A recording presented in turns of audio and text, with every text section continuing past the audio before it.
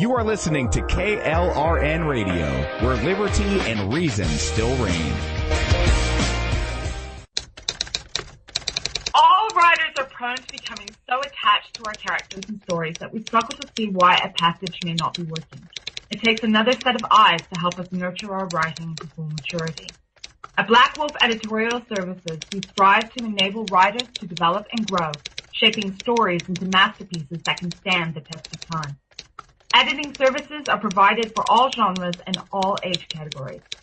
Services range from critiques of the short story through to the line edits of the full-length novel and copy editing for those preparing for publication.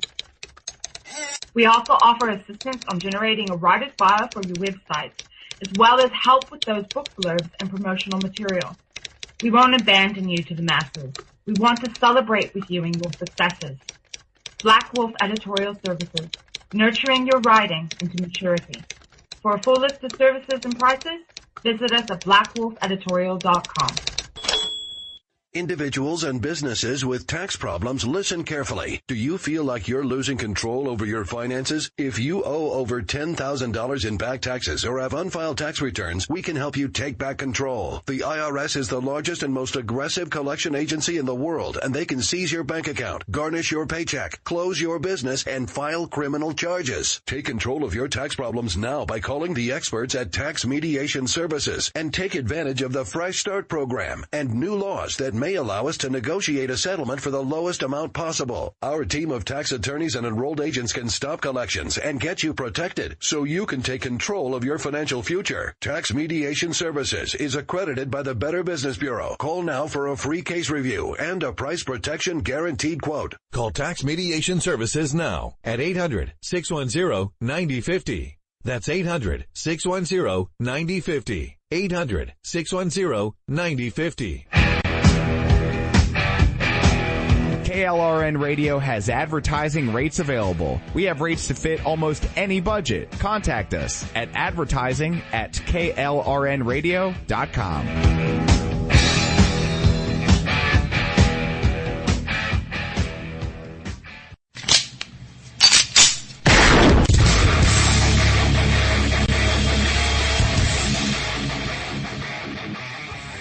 This is Slickery Trigger for Rebel Road Tactical. With proper care and feeding, your pistol will be ready when you need it, there to save your life. Shouldn't your gear be that good? Whether you need a holster for comfortable everyday carry or a tough-as-nails holster for your next training course, Rebel Road Tactical has what you need. Check us out on the web at rebelroadtactical.com. Tired of paying outrageous prices for Viagra? Well, we have great news for you. Now you can finally get Viagra at huge discounts. Healthy Man allows you to save up to $500 on Viagra. Why pay U.S. pharmacy prices of $15 per pill or more when you can get Viagra for less than $3 a pill? Call today and get 40 Viagra pills for only $99. This can cost as much as $600 at your local pharmacy. You can't afford not to call us. If you want Viagra at the lowest prices, never pay $15 a pill pharmacy prices again. Get Viagra for less than $3 a pill. Call 1-800-516-7602 today and save up to $500 and get 40 pills for just $99. Healthy Man is fast, easy, and affordable. Operators are waiting at 1-800-516-7602 to take your call right now. Call 1-800-516-7602. That's 1-800-516-7602. Again, 1-800-516-7602.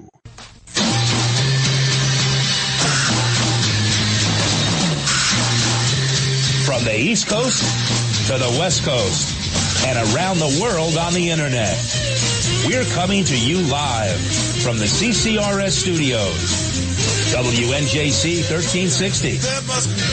This is the Conservative Commandos radio show with your host, Rick Trader. The Conservative Commandos radio show, where the newsmakers go to be heard. Businessman there, drink my wine.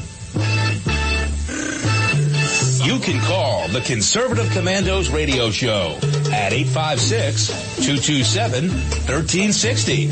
Your opinion counts at 856-227-1360. This is Congressman Alan West, and you're listening to the Conservative Commando radio show. Welcome, everybody. Welcome, fellow patriots. Welcome, fellow deplorables. Welcome to this basket called the Conservative Commandos radio show.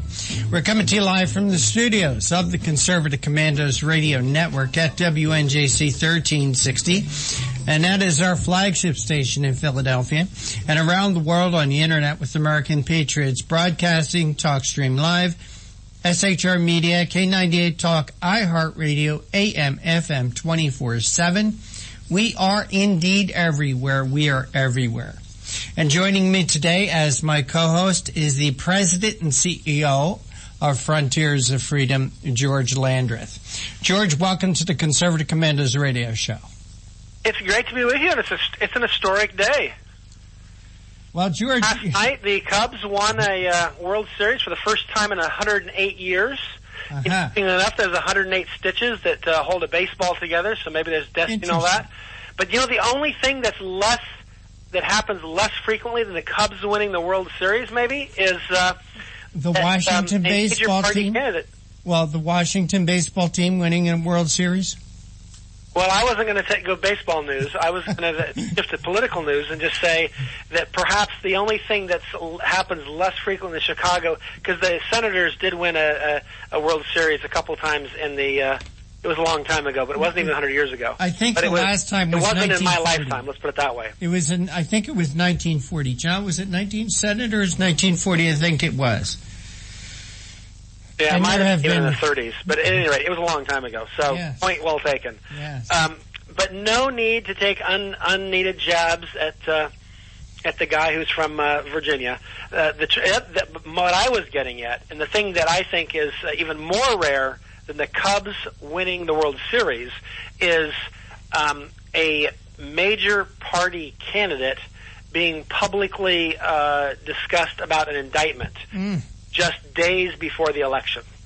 That happens even less than every 108 years. In fact, that's the first time that's happened in our republic. That's interesting. And George, of course, you're talking about Hillary Clinton, and if she is elected, and she's I was talking about Jill Stein. No, I think Jill Stein. Does Jill Stein have indictments pending against her? I'm totally joking. I don't want. Yeah, she's obviously not a major party candidate. In fact, that might help her candidacy because she'd get some news coverage. But yeah, no, you're right. Hillary. You know, there's talk that Barack Obama was out campaigning for Hillary Clinton, of course, on the taxpayer's dime, using gas on Air Force One. He's down in Florida, and he was talking about that if anybody isn't supporting Hillary Clinton, that's because you're a sexist. Well, I want to say to our friends out there, if you want to support a woman candidate, support Jill Stein. Okay? Yeah. If that's super important to you, if you can't sleep with you can't sleep at night because you haven't supported a woman, I agree. I would vote for Jill Stein. Perfect. Right. Hey, George, there's a little bit of news out of Virginia. I wanted to see if you saw this. According to Hampton University's CPP latest polls, Virginia voters shift from Clinton to Trump post the email investigation. That according to Hampton University and their poll, that Donald Trump is picking up 44% to Hillary Clinton 41% in the state of Virginia. This would be huge, George. That's big news because that same poll had Hillary had, I think, like 8 or 9 points just a couple weeks ago. So that's a pretty big shift. And again, I don't know, I don't know if their methodology was right a month ago or several weeks ago to get her ahead so far. And I don't know if it's correct that my sense of things is it's definitely tightened up. I think Republicans are coming home. Mm-hmm. I think Virginia as a state probably has a lot more Republicans that were choking on Trump a little bit, maybe than other states, partly because you have a lot of federal employees. And so maybe those Republican federal employees were not as excited about Trump. And at some point they probably come home. Well, George, I think this is big news because Virginia is the home state of Tim Kaine. That Virginia has gone for Barack Obama. I believe in the last two elections they went for Barack Obama. They elected a Democrat senator, I think 2 years ago.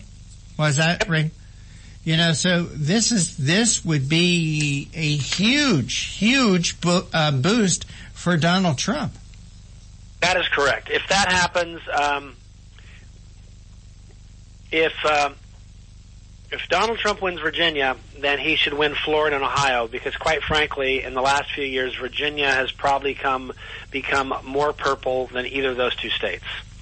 And I realize they're not technically related to each other in any way, but it's just like if Pennsylvania goes Republican, then you know a lot of other states have too, because Pennsylvania is probably a little more purple or even a little more blue than, you know, Ohio is or Florida is or, you know, other such places. So I think people who thought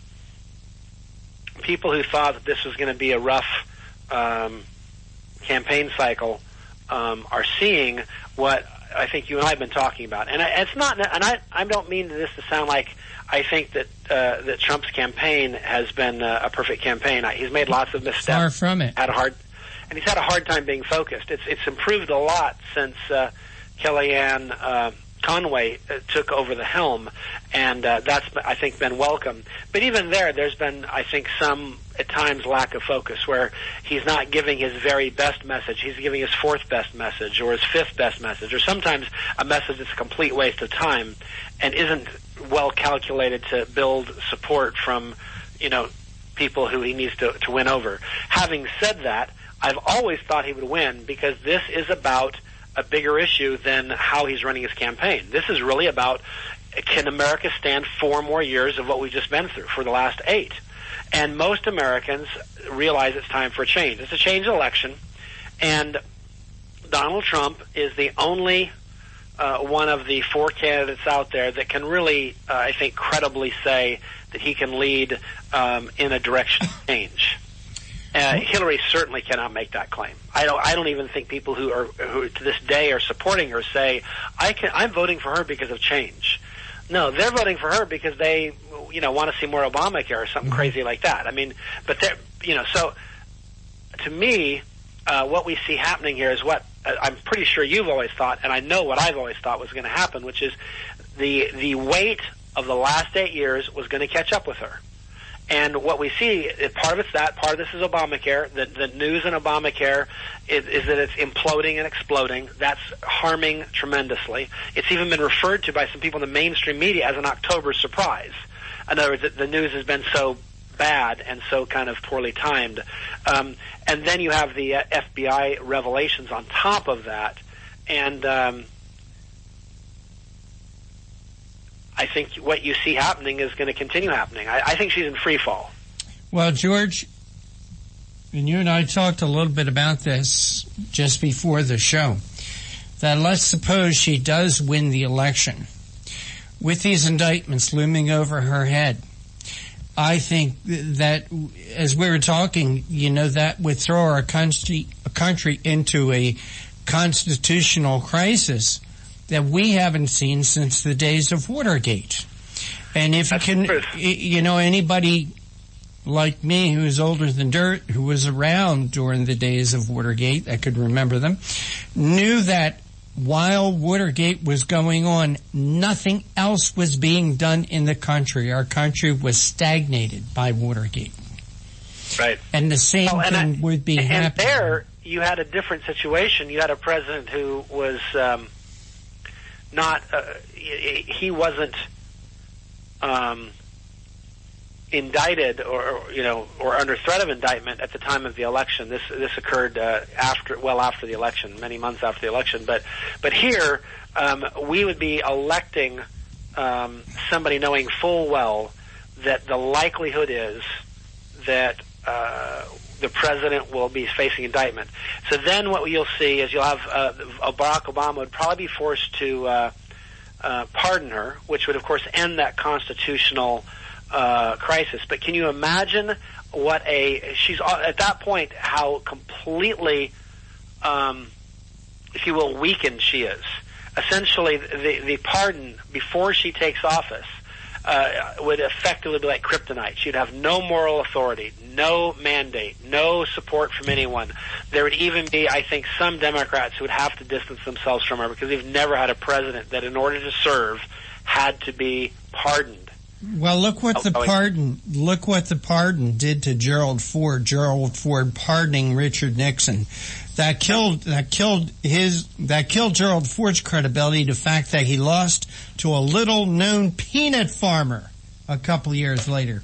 George, break time, and you are listening to the Conservative Commandos radio show with George Landreth, President and CEO of Frontiers of Freedom, and the deplorable one, that's me, Rick Trader, coming to you from the studios of the Conservative Commandos radio network at WNJC 1360 in Philadelphia and around the world on the internet with American Patriots Broadcasting, TalkStream Live, SHR Media, K98 Talk, iHeartRadio, AM, FM 24/7. Today's show, like all our shows, is being brought to you by the First Amendment and protected by the Second. George and I'll be right back. Yeah, that's my prerogative. They say I'm nasty, but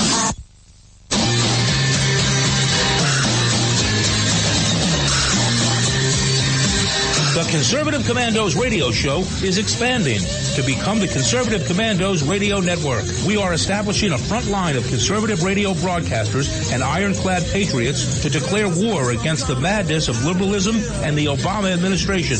Are you tired of the disregard for our Constitution? Do you still have faith in the American dream? Are you looking for sensible, smart radio? If so, listen to the Conservative Commandos radio network every weekday from 11 a.m. to 7 p.m. and Saturdays from 2 to 6 p.m. on WNJC Radio, 1360 on your AM dial, or around the world on the internet at WNJCradio.com. Check out our website, CCRSnetwork.com, for rebroadcasts and network updates. We are the Conservative Commandos Radio Network, where now even more newsmakers go to be heard. Since 2011, we have been calling for a national commitment from all Americans to participate in an annual event to honor all of the victims and their families who suffered during and after the most devastating event to ever take place on American soil. We all remember those horrible scenes of destruction on September 11th, 2001 that unfolded right before our eyes, either up front or on television. We continue to ask every American to participate in the united action of prayer, which is simply to stop whatever you are doing at precisely 9 a.m. and 11 a.m. to either observe 1 minute of silence or to offer a prayer to honor the memory of those who are directly affected by this unforgettable scene of destruction. Please include a prayer of thanks for living in a country where even something as horrific as 9/11 could not weaken our spirit. This year, we would like to ask one more thing as a show of unity since we are still fighting with the enemy who caused the 9/11 tragedy. Would you display the flag for the day at your home, on your car, bike, or anywhere you can display Old Glory? Let's show our enemies that we can still unite in our love for our country. You can call the Conservative Commandos radio show at 856-227-1360. Your opinion counts at 856-227-1360. This is Congressman Alan West, and you're listening to the Conservative Commando radio show. You are listening to the Conservative Commandos radio show with George Landreth and Rick Trader. And for rebroadcasts of our shows, please check out our websites, ccrshow.com or ccrsnetwork.com. Or at noontime, log on to roarradio.net, or at 11 p.m., log on to highplainsdailynews.com. Or you can hear our show and all the shows that are part of the Conservative Commandos radio network from your telephone by calling 832-999-1199. So, George, what else is on your radar screen? Well, one of the things that I think is kind of interesting is how this story broke last night. I mean, you know, I guess the two big things that you could watch would be either the World Series or what was going on Fox News last night, as Brett Baer, who apparently has some good sources, revealed what he had learned. And I thought it was very interesting. One, it seems to me that what we've kind of picked up from this is, we've all been talking about the email, and the FBI announcement on Friday was that they were reopening the email investigation. But now it turns out there's more than that. There's the Clinton Foundation investigation, and apparently that's where the real fire is. And if you think about it, that makes sense. This pay-for-play stuff is textbook corruption. And it's two separate investigations. Right. In fact, it's by different agencies. One is, a white-collar crime agency, the group, the white-collar crime group within the FBI. The other one is, the email one is a national security group. And anyhow, it's just interesting. So the point is there's multiple investigations going on right now. And several things that I think are relevant is, one, Hillary has been saying for a long time that there's no evidence, that nobody's seen her emails, they were not hacked, even though right now we're seeing them being released by WikiLeaks every other day. I don't know how she can keep saying this. But FBI sources have said there's a 99% assurity that Hillary Clinton's server was hacked by at least 5, I repeat, by at least 5 foreign intelligence agencies. Okay? That's... So we could speculate what 5, Russia, China, Iran, North Korea, and I'll throw a wild card into this one, George, Israel. Could be. I think that Israel has reason, this administration. Yep. I'm less worried about Israel having gotten a hold of hers because I think they're just trying to protect their own interests, and their interests probably align with ours fairly closely. They just don't align with the president's initiatives because he wants to, of course, give Iran everything it wants. Well, George, I say that because a few years ago, there was Israelis than I do the president. I say that because a few years ago, there was an Israeli spy that was caught. Yeah, that's true. That was spying in the United States, which created a little bit of tiff between us and Israel at the time. So when you're thinking of who could possibly these 5 characters be, well, Russia and China, North Korea, Iran, why not, Israel? Could well be. It is pretty typical. We spy on all of our allies, and the real reason why we do that is to make sure that what they're saying publicly is what they're saying privately. Because deep down we all know that everyone else is like Hillary too, and that is they have public and private positions. And that's, and so we're trust but verify. So I suspect that the Israelis do. I mean, I know we spy on the Israelis. I guarantee we do. There's no rule that you can't spy on your allies. When you get caught doing it, it's a little embarrassing. But the reality is, it's called doing your due diligence, making sure that people who are your friends really are your friends. Yep. In foreign policy, that's, people are your friends because it's not because of any moral tie to you, but because of a simple fact that you share interests. Mm-hmm. But anyhow, so to me, those are some pretty amazing issues. And if you think about it, it is a problem that is a big deal, because these create constitutional crisis in the sense that the president is a pretty important position, for pretty obviously speaking, and the idea that we might elect someone who has the cloud of indictment over them, and that if they were to escape that cloud, the primary way they would do that is by receiving a presidential pardon, which basically means they go in illegitimate from the get-go. Can you imagine that, having a president who's basically been wrung out like that, and whose own party would have to distance themselves just because of the kind of the political taint and the stink and the stench? It would be problematic. Well, George, here I go again. I accuse myself of doing this quite often, thinking outside the box. That might not be too bad for conservatives, for Republicans, to have a Democrat president in office who is toothless, without any power. But this is saying if Clinton beats Trump, okay? The next best thing you could hope for is to have Clinton powerless, toothless in the White House. No, that's a fair point. I mean, obviously, the best case scenario is never get her in there in Trump the first victory. Yep. But if you're worried about Hillary destroying the Republic, then her being weakened is a good thing. But it is an interesting problem. I mean, the other thing that's interesting is we were told that laptops were destroyed, like Cheryl Mills' laptop, Heather Samuelson's. Yep. It turns out they've not been destroyed. They are still in FBI FBI lockers, and they're being reviewed by different people and by each of the different teams they're investigating. I'm sure at the end of their investigations they'll be destroyed, but right now they're still in evidence, which is, I thought it was rather suspicious that they would grant them immunity with the stipulations that their laptops would be destroyed. Yeah, that never made sense to me.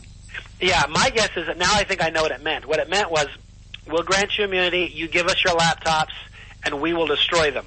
They left open when they would destroy them. Their point was, we're not giving them back to you at the end of the process, right. So don't expect us to return them. These, part of this immunity deal is we're getting your laptops, we will keep them, we will destroy them under the breath when we're finished with them. Right. And now, interesting, people have this question, what does the immunity mean? And the good news, I guess we're going to be up against a break now. Yeah, we are. In fact, right now, we'll pick this up on the other side again. Yep. You are listening to the Conservative Commandos radio show with George Landreth and Rick Trader, coming to you from WNJC 1360 in Philadelphia, our flagship station, and around the world on the internet with American Patriots Broadcasting, TalkStream Live, SHR Media, K98 Talk, iHeartRadio, AM, FM 24/7. Don't go away, George, and I'll be right back.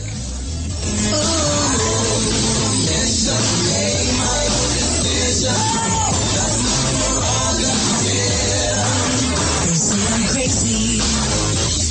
I really don't care. That's my prerogative. They say I'm nasty, but I... This is Rick Trader, host of the Conservative Commandos radio show. And I'm John Forsyth, owner of WNJC Radio. Fellow patriots, the Conservative Commandos radio show is for conservatives, about conservatives, and by conservatives. We are patriots who want to take our country back from the likes of Barack Obama, Harry Reid, George Soros, and Nancy Pelosi. But we can't keep up this fight without your critical support today. Can you help? Please go to www.helpccrs.com right now and make a donation by credit card or PayPal. That's www.helpccrs.com. Our goal is to expose the liberal agenda and distortions. We are fighting to spread the truth about political issues, political leaders, and conservative issues and values. Our hosts are not paid. In fact, we buy our own airtime, studio time, and pay our own expenses. We created the show because we are trying to make a difference. So can you help the CCRS expose the truth in 2014 and beyond? Go to www.helpccrs.com. Help keep the Conservative Commandos radio show on the air by going to www.helpccrs.com and make a donation today to return our country to the conservative roots created by our founding fathers. Since 2011, we have been calling for a national commitment from all Americans to participate in an annual event to honor all of the victims and their families who suffered during and after the most devastating event to ever take place on American soil. We all remember those horrible scenes of destruction on September 11th, 2001 that unfolded right before our eyes, either up front or on television. We continue to ask every American to participate in the united action of prayer, which is simply to stop whatever you are doing at precisely 9 a.m. and 11 a.m. to either observe 1 minute of silence or to offer a prayer to honor the memory of those who are directly affected by this unforgettable scene of destruction. Please include a prayer of thanks for living in a country where even something as horrific as 9/11 could not weaken our spirit. This year, we would like to ask one more thing as a show of unity since we are still fighting with the enemy who caused the 9/11 tragedy. Would you display the flag for the day at your home, on your car, bike, or anywhere you can display Old Glory? Let's show our enemies that we can still unite in our love for our country. I'm Pastor Christina Lamanier. I'm a concerned mother and grandmother, and I urge you to vote for Donald Trump. Our Commander-in-Chief's highest priority is to secure the safety and freedom of Americans of every race, creed, and color. Trump will solve the ISIS crisis quickly and utilize the talents of people like Mayor Rudy Giuliani to restore law and order in our streets. Donald Trump will build the wall, secure our borders, and bring back jobs and prosperity to America by slashing taxes, cutting government waste, stamping out political correctness, harnessing our abundant natural resources, unleashing the patriotism and genius of we the people. Always remember, there is a special place in heaven for followers of Jesus Christ. For more information, log on to INRASuperPAC.com. INRA Super PAC paid for this ad and is solely responsible for its content, not authorized by any candidate or its committee. What does it take to be the leader in production systems technology? To be the one company that solves production problems at any plant, for any product, and with any technology? It takes a 30-year record of success. It takes total mastery of complex technologies with a history of delivering success every time, without fail. Only one company can claim that high ground in manufacturing line optimization, data automation, and systems integration, and that's Philadelphia Control Systems. In factories worldwide, Philadelphia Control Systems programs, software, and engineering solutions deliver optimal performance and output flow with a record that can't be matched.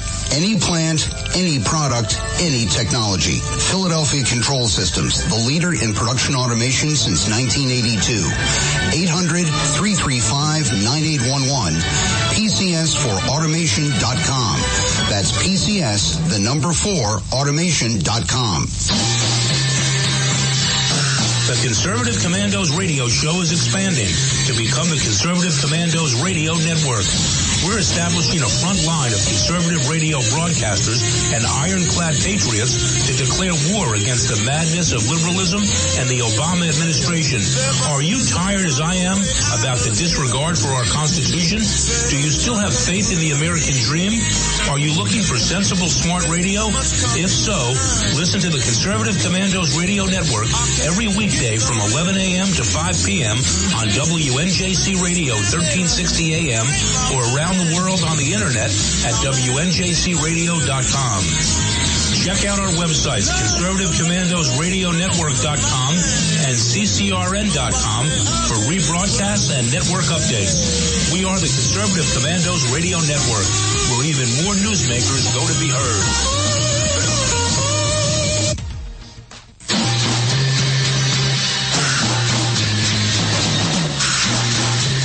From the East Coast to the West Coast and around the world on the internet, we're coming to you live from the CCRS studios, WNJC 1360.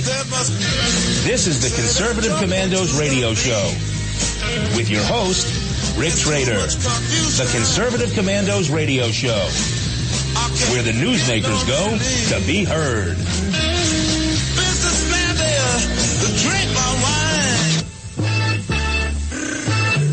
You can call the Conservative Commandos radio show at 856-227-1360. Your opinion counts at 856-227-1360.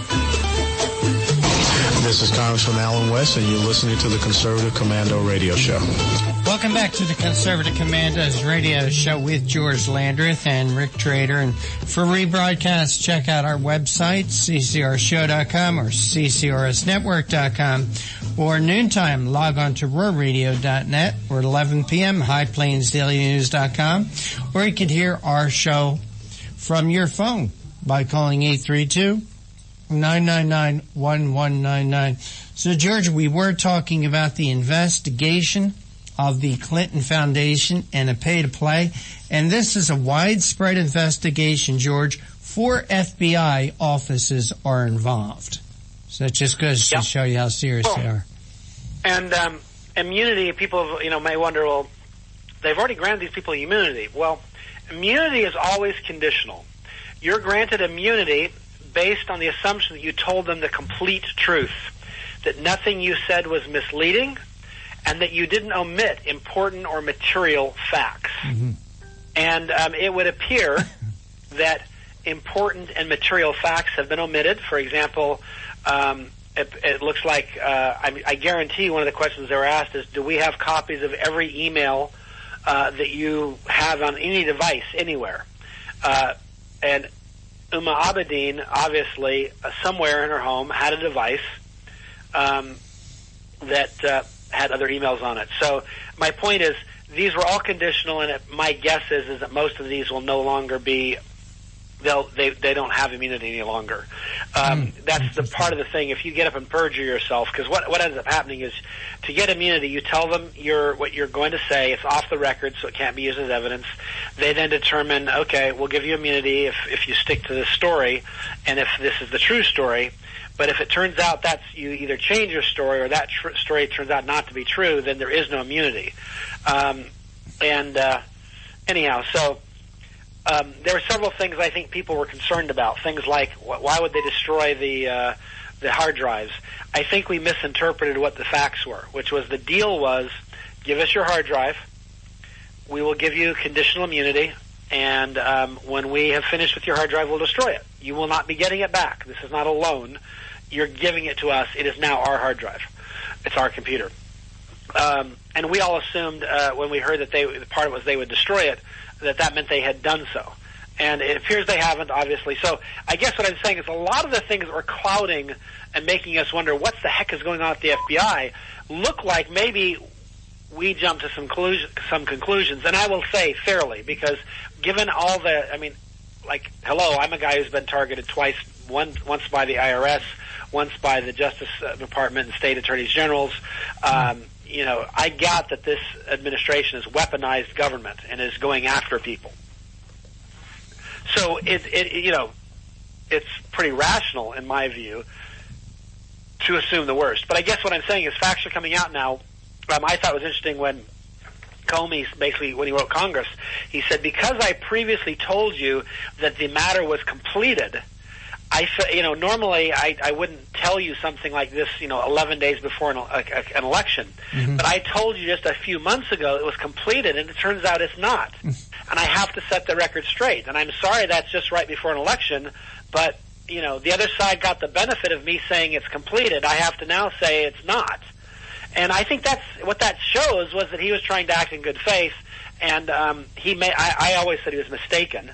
I had friends who said it meant he was corrupt. I think this shows perhaps he wasn't corrupt, but was mistaken as trying to correct the mistake. But at any rate, I think that's open to history will determine that, because at this point we probably don't know. Well, that's a little suspicious, George, because I think something of this importance, the director of the FBI would know about it. Wouldn't you? Would know about what? Know about this other investigation into the Clinton Foundation, into the pay-to-play. Yeah. Well, he didn't say that there wasn't one. You go back and read what he said. He said he had nothing to report at that time. Which what he really was saying was the investigation is not complete yet, and I'm not ready to report on it. Okay. If you go back, so I don't think he said he was unaware of anything. I think he said I have nothing to report. But at any rate, but my point though, all I'm really trying to say is, this shows me that at least somewhere in the FBI, the right things are being done. I've always maintained that what Comey said on July 5th was incorrect when he said no rational, that was just wrong. I don't agree with that. Well, George, it also, from what I understand, that this investigation is being pushed by agents within the FBI itself that are a little PO'd. Yeah. That they're annoyed, they're bothered, they are. I don't want to call them rogue or anything, that they're going rogue, but they are standing up, and these are even former members of the FBI. They're very right. They're very suspicious of Comey and the direction. Well, and I think, like I said, I think that the result on July 5th was problematic. What we were told, and I think incorrect. So I understand all of that. It seems to me, though, that he could have easily kept a lid on this for week or so if he'd wanted to, and he could have let things leak out, but it wouldn't have been official. But when the director of the FBI writes a letter to Congress saying, we've reopened things and I want to set the record straight, to me that says he's trying to set the record straight because he wants to make sure that something he said isn't misinterpreted by the public as saying, I gave Hillary a clean bill of health. What I'm reading here is he's saying, you may have thought I was giving Hillary a clean bill of health, and I want to make it clear I was not. This is reopened. We got problems, and we got to look at this. But at any rate, I don't think we know enough to, at this point, exonerate or convict Mr. Comey. But we certainly seem to have enough to be pretty close to indictment on Hillary, and that I think is important. And it's going to affect the election. I know a lot of middle-of-the-road voters who it's one thing to say, I wish Trump didn't sometimes speak so coarsely or so imprecisely, and then say, on the other hand, I wish the former Secretary of State weren't so corrupt that she could be indicted on two different sets of charges, one endangering national security and the other selling government to the highest bidder. Those are kind of like, those are two very different crimes. That's like saying, let's see, I've got a neighbor who sometimes is a little bit gruff and isn't as friendly and warm and cuddly as I wish he were. And on the other side, I have a neighbor who's a chainsaw murderer. Which neighbor's the better neighbor? I don't think it's that hard. And time to move. I think a lot of voters are going to be hit with that. But we're up against the break, so I better be quiet. Yeah, that's all right. And we are listening to the Conservative Commandos radio show with George Landreth and Rick Trader, and we're coming to you live from the studios of the Conservative Commandos Radio Network at WNJC 1360 in Philadelphia and around the world on the internet with American Patriots Broadcasting, TalkStream Live, SHR Media, K98 Talk, iHeartRadio, AM, FM 24/7. On the other side, George and I will tell you who our guests are going to be today. They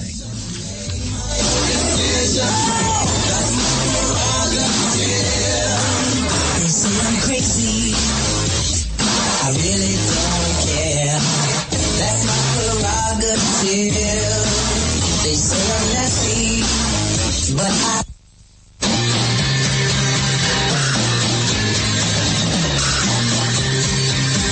The Conservative Commandos radio show is expanding to become the Conservative Commandos Radio Network. We are establishing a front line of conservative radio broadcasters and ironclad patriots to declare war against the madness of liberalism and the Obama administration. Are you tired of the disregard for our Constitution? Do you still have faith in the American dream? Are you looking for sensible, smart radio? If so, listen to the Conservative Commandos Radio Network every weekday from 11 a.m. to 7 p.m. and Saturdays from 2 to 6 p.m. on WNJC Radio, 1360 on your AM dial, or around the world on the internet at WNJCradio.com. Check out our website, CCRSnetwork.com, for rebroadcasts and network updates. We are the Conservative Commandos Radio Network, where now even more newsmakers go to be heard. Since 2011, we have been calling for a national commitment from all Americans to participate in an annual event to honor all of the victims and their families who suffered during and after the most devastating event to ever take place on American soil. We all remember those horrible scenes of destruction on September 11th, 2001 that unfolded right before our eyes, either up front or on television. We continue to ask every American to participate in the united action of prayer, which is simply to stop whatever you are doing at precisely 9 a.m. and 11 a.m. to either observe 1 minute of silence or to offer a prayer to honor the memory of those who are directly affected by this unforgettable scene of destruction. Please include a prayer of thanks for living in a country where even something as horrific as 9/11 could not weaken our spirit. This year, we would like to ask one more thing as a show of unity since we are still fighting with the enemy who caused the 9/11 tragedy. Would you display the flag for the day at your home, on your car, bike, or anywhere you can display Old Glory? Let's show our enemies that we can still unite in our love for our country. You can call the Conservative Commandos radio show at 856-227-1360. Your opinion counts at 856-227-1360. This is Congressman Alan West, and you're listening to the Conservative Commando Radio Show. Once again, a reminder for rebroadcasts of our shows to check out our website, ccrshow.com or CCRS Network, or noontime, log on to roarradio.net, 11 p.m., highplainsdailynews.com, or you can hear the Conservative Commandos from any phone by calling 832-999-1199. So, George, we got a couple interesting guests lined up today. We do. At the top of the hour, we're going to talk with Matthew Vodham. He is the Senior Vice President at the Capital Research Center, and he's written a book called it's called Subversion, Inc., and then the subtitle is How Obama's Acorn Red Shirts Are Still Terrorizing and Ripping Off American Taxpayers. And he also appears on Fox News and a lot of other media outlets that you'd be aware of. He has a master's degree from Georgetown. He's a longtime journalist, and he is going to be talking to us about some of the, Hillary Clinton's campaign and John Podesta. He has a friend at DOJ that has been involved in cover-ups, and I think it's a pretty interesting bit of investigative journalism. So just so you guys don't, all of us deplorables, it's not just the email scandal. It's not just the Clinton Foundation scandal. This is a cover-up of an IRS scandal as well. I mean, Hillary is so deep in scandal. We could devote a 24-hour station just called HC Scandals, and they would not have to rerun shows. George, something that just hit me. You're right. It's all about the scandals. Where have the issues gone? It's hard to get to issues when you've got basically a crime syndicate running for president. Really? Because part of it is if you have a serious person running for president, then you talk about issues. When you have a crime syndicate running for president, we're going to talk about all of our crimes. And that's just the nature of the beast. I mean, the Clinton crime syndicate's amazing. But anyhow, at 4:30, the bottom of the hour, we have Heather Higgins. We talked to her a couple weeks ago, and great guest. She's the president and CEO of the Independent Women's Forum. She is highly involved in public policy. She is just a really good voice on important issues, and she has an interesting article out about how the Democratic National Committee rigged the debate for Clinton, and so then that begs the question: if they'll rig their own debates to favor one candidate over another, then what won't they do to win? And so it's an interesting launching point into kind of what we should be expecting coming up on Election Day, and what some of the issues might be. Anyhow, so it should be a fun conversation as well. I think, though, again, you see a theme here, and the theme is dirty, underhanded kind of criminal activity. That's what the Clintons are about. That's what they've always been about. And it shouldn't be surprising. That's what this campaign is ultimately going to end up being about. That's what you get. That's what you get. This is the Clintons. What's the definition of a RICO investigation, George? I think we got it. Really, I mean, RICO was set up to put the mafia out of business. And right. So what we have now is we have the Clinton family mafia. Yeah. And it's amazing to me how many people are going to vote for this person for president. Yep. Well, one thing that's interesting, mind-boggling, in this whole some of these scandals that are going on, you have the president now. Initially, the president said he stuck up for Jim Comey, but now he's attacking Jim Comey. I'm not sure why he's doing that, because the average American, there's so much video of all the Democrats telling us what a great and honorable man Jim Comey was. Remember after his announcement? Yep. They didn't like the first 15 minutes, but the last minute where he said, but we're not going to prosecute, they loved that. Yeah. And so we saw everyone from the president himself to former Speaker Nancy Pelosi to Harry Reid, you name it, the parade of people who gave testimonials what a great man he was. And all of a sudden now they're all telling us that he's Darth Vader. And it appears that basically their opinion of him is based solely on what they perceive his position is on whether or not Hillary will be indicted or not. It's not based on anything other than that. And so for most Americans, they see that and kind of go, yeah, whatever. And so I think it's pretty, and Ed Rendell, former DNC and chairman and former governor of Pennsylvania, pointed out that he thought it was a big mistake to be attacking Comey after the announcement, that it was the Democrats shouldn't be doing that. They should, find a better grounds for prosecuting their case. Anyhow, nonetheless, that's what they're doing. And Valerie Jarrett's claiming she wants to get him fired. How do you go? It'd be an interesting ad just to watch the two tales of Jim Comey and point out these people can't be trusted. They like the guy based solely on one factor, and that is he saying what I like to hear? I try not to do that. I mean, I wasn't happy about what he had to say on July 6th or 5th or whatever the date was back then. But I try not to assume that just because I disagree with you that means you're a crook. Mm-hmm. And so my position was, until I get better evidence he's a crook, I'm not going to assume he's a crook, but I have to admit I was not happy with what was going on. And so I don't really feel terribly out of sorts with all this, because my attitude is I never said he's a crook in the first place. So I'm not out there saying he's a crook and then now saying, oh, he's a great guy.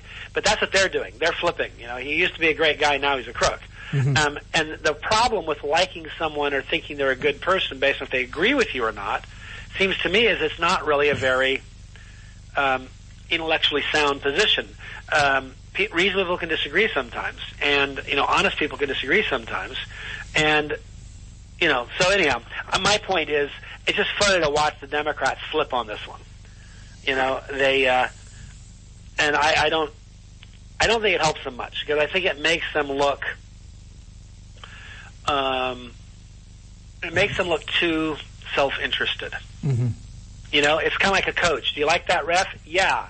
Why? Because he made calls I liked. Do you like that ref? No, I don't like that ref. Why? Because he made a call I didn't like. Yeah. It just, you have to, if there's a ref that's constantly getting it wrong, that's one thing. But you can't base this on a couple calls. You know what I mean? Sure. Life has to be bigger than that. Anyhow. As you're speaking here, I'm trying to find an audio that we played sometime in the past here in Conservative Commandos. I don't know where I had it. Of all the Democrats who are praising Comey at the time, and how he was the greatest thing since sliced bread. What a wonderful man he is. What a public servant. This is a kind of public service servant we needed. And it was Tim Kaine. And now they're calling for him to be fired. Yeah, it was Tim Kaine, Hillary Clinton, Barack Obama. They were falling all over themselves. Nancy Pelosi talked about how lucky we were that he was. She gushed to a point where I felt embarrassed for her. Oh, I wish if I could just find these things when I. But anyhow, and now of course they want her fired. Valerie Jarrett's pushing the president to fire her. The president started bad-mouthing him today. I doubt they'll fire him, and I think the reason they won't is because it would just look too much like, They might fire him after the election. Yeah, they might fire him after the election, but I think for the election... George, we ought to talk about that at some point. The kinds of things that Barack Obama might do after the election with executive privilege, granting pardons, giving amnesty... I think it's going to be ugly. I really do. I agree. I think that if Hillary were to have won, obviously, then I think it might temper what he does after the election. But if Trump wins, as it appears he might well do, it's certainly looking pretty like I've been predicting this for months. So I feel pretty confident. But it's not done until it's done. So don't think it's easy, and don't say, we're going to win easily, so I don't have to try. Keep putting out signs, keep working calling your friends, and work the polls, and make sure you vote. But when he wins, I think we have to batten down the hatches, because I think the rest of November and December and January could be pretty rough months. I think Barack Obama will do everything he can with his pen and his phone to it can all be undone, of course, because an executive order can be undone by the next president. But the point is, he's going to definitely try and make it difficult. You can't undo a pardon, however. So, but executive orders can be undone. But bottom line is, you're right. He's going to go whole hog and do everything he can. It's going to be a rough holiday season. We'll have lots to complain about, I am sure. Well, I go back to what I've been saying for years, that the election of 2012, I said, was a horrible night for our country, but it was a great night for our radio show. Yeah. I found this clip, George, but I don't know that I'm going to be able to get it over to John Forsyth Jr. fast enough for us to play it, so we'll just have to get it. John, I'm not going to be able to get it to you. But it's I wonder if there's any way we could do. Does this number 6 still work here, John?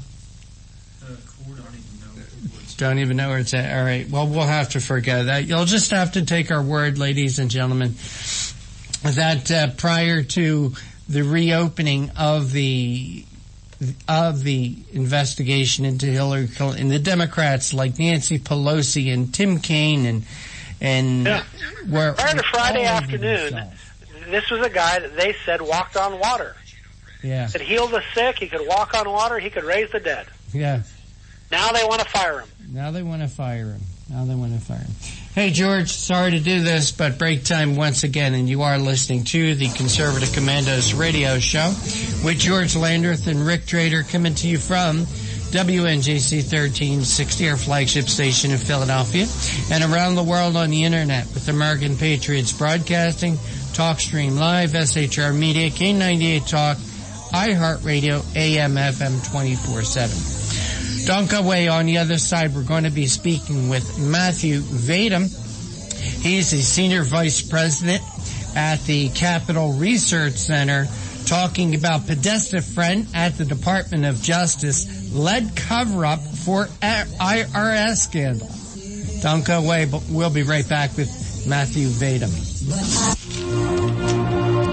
This is Rick Trader, host of the Conservative Commandos radio show. And I'm John Forsyth, owner of WNJC Radio. Fellow patriots, the Conservative Commandos radio show is for conservatives, about conservatives, and by conservatives. We are patriots who want to take our country back from the likes of Barack Obama, Harry Reid, George Soros, and Nancy Pelosi. But we can't keep up this fight without your critical support today. Can you help? Please go to www.helpccrs.com right now and make a donation by credit card or PayPal. That's www.helpccrs.com. Our goal is to expose the liberal agenda and distortions. We are fighting to spread the truth about political issues, political leaders, and conservative issues and values. Our hosts are not paid. In fact, we buy our own airtime, studio time, and pay our own expenses. We created the show because we are trying to make a difference. So can you help the CCRS expose the truth in 2014 and beyond? Go to www.helpccrs.com. Help keep the Conservative Commandos radio show on the air by going to www.helpccrs.com and make a donation today to return our country to the conservative roots created by our founding fathers. Since 2011, we have been calling for a national commitment from all Americans to participate in an annual event to honor all of the victims and their families who suffered during and after the most devastating event to ever take place on American soil. We all remember those horrible scenes of destruction on September 11th, 2001 that unfolded right before our eyes, either up front or on television. We continue to ask every American to participate in the united action of prayer, which is simply to stop whatever you are doing at precisely 9 9 a.m. and 11 a.m. to either observe 1 minute of silence or to offer a prayer to honor the memory of those who were directly affected by this unforgettable scene of destruction. Please include a prayer of thanks for living in a country where even something as horrific as 9/11 could not weaken our spirit. This year, we would like to ask one more thing as a show of unity since we are still fighting with the enemy who caused the 9/11 tragedy. Would you display the flag for the day at your home, on your car, bike, or anywhere you can display Old Glory? Let's show our enemies that we can still unite in our love for our country. I'm Pastor Christina Lamanier. I'm a concerned mother and grandmother, and I urge you to vote for Donald Trump. Our Commander-in-Chief's highest priority is to secure the safety and freedom of Americans of every race, creed, and color. Trump will solve the ISIS crisis quickly and utilize the talents of people like Mayor Rudy Giuliani to restore law and order in our streets.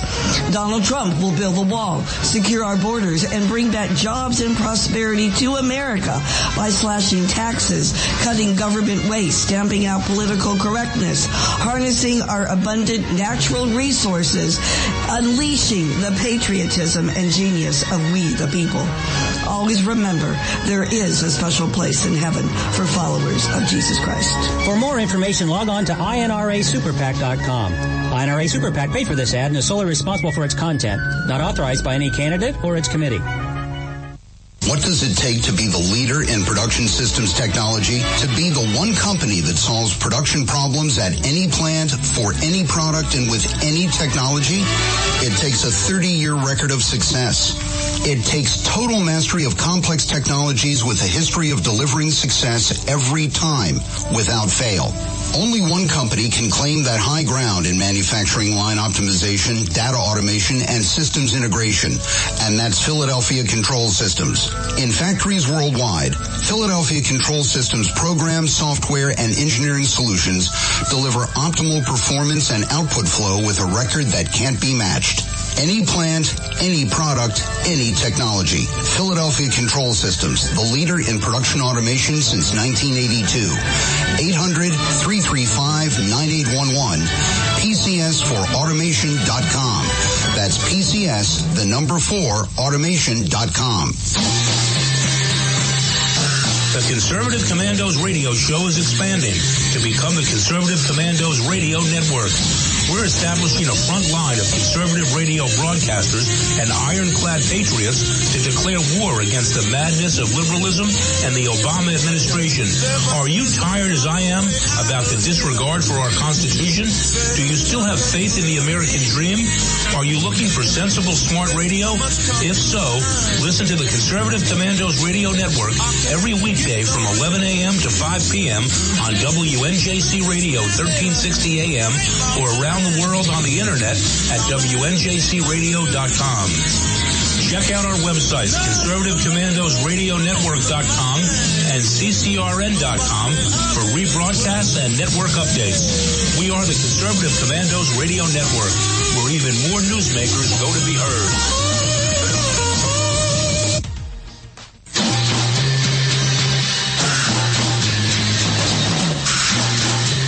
From the East Coast to the West Coast and around the world on the internet, we're coming to you live from the CCRS studios.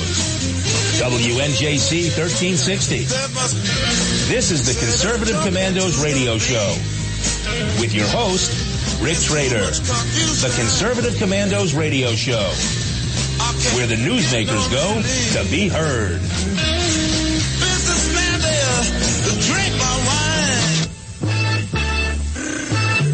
You can call the Conservative Commandos radio show at 856-227-1360. Your opinion counts at 856-227-1360. This is Congressman Alan West, and you're listening to the Conservative Commando radio show. Greetings, fellow deplorables. This is George Landreth with Rick Trader. You're listening to Conservative Commandos. And I would like to remind you that if you would like to hear a rebroadcast of today's show, please check out our websites. They are ccrsnetwork.com and ccrshow.com. At noon, you can always log into roarradio.net, and at 11 p.m., you can log on to highplainsdailynews.com.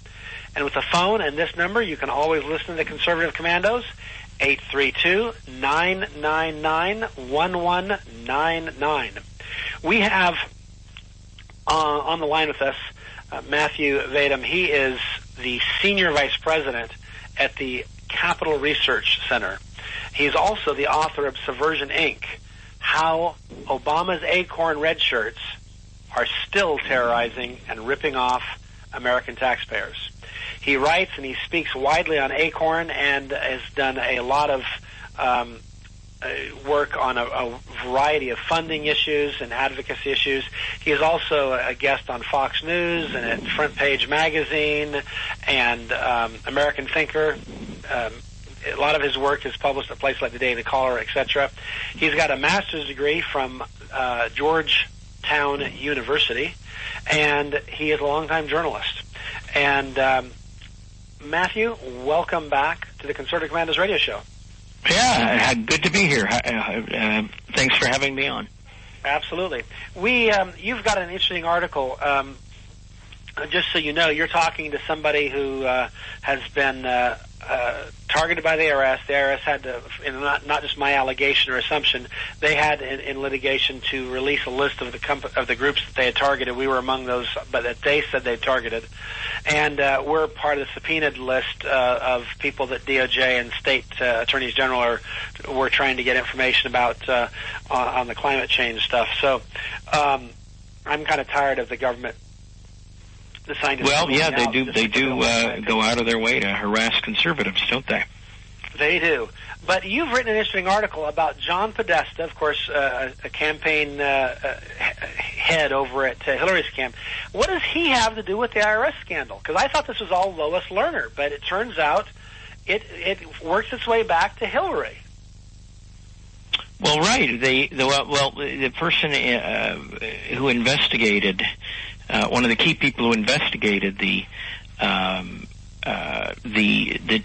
IRS targeting of Tea Party and conservative groups is Peter Kadzik, and he's Assistant U.S. Attorney General for Legislative Affairs and a longtime hardcore Democrat who is best friends with John Podesta, who is the chairman of Hillary Clinton's campaign this time around.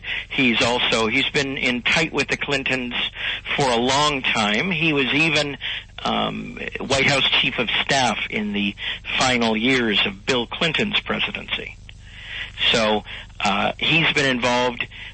He was involved in saying that they some mistakes were made in the Tea Party, the handling of Tea Party applications by the IRS, but there's nothing criminal there. And now he's the guy who is playing an important role in reviewing the 650,000 emails that were discovered on Huma Abedin and Anthony Weiner's laptop that are potentially